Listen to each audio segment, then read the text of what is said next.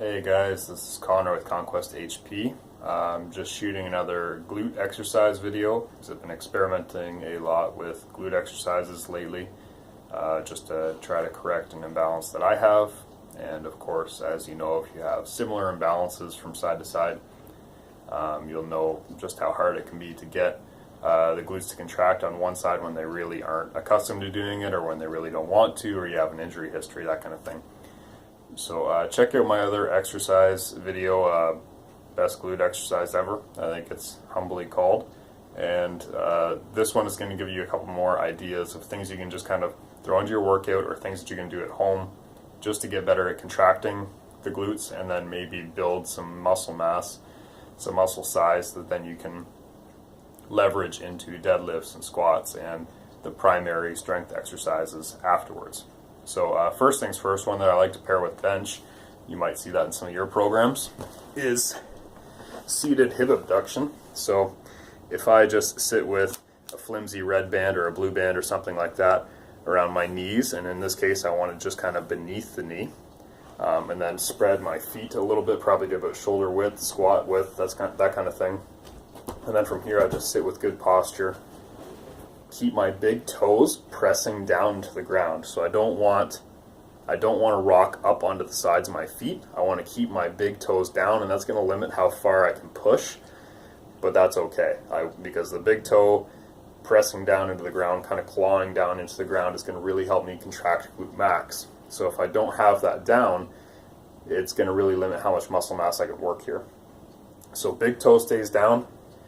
Get a little tension on the band, so I'm feeling some good tension there, and then just repeat reps, keeping tension on the whole time. If you want to take this a step further, a much better variation, in my opinion, or a different one anyways, different variations for for improving activation of muscle, always a good idea. So a better variation in this case is going to be to kind of hold halfway through or the top of a hip thrust and do the same exercise from there. So once again, about shoulder width apart with my feet. I'm going to get my just beneath my shoulder blades onto a bench or onto a couch like I have. Extend the hips all the way, and then from there I'm going to do my same hip abduction. So I'm keeping the big toe driving down into the ground.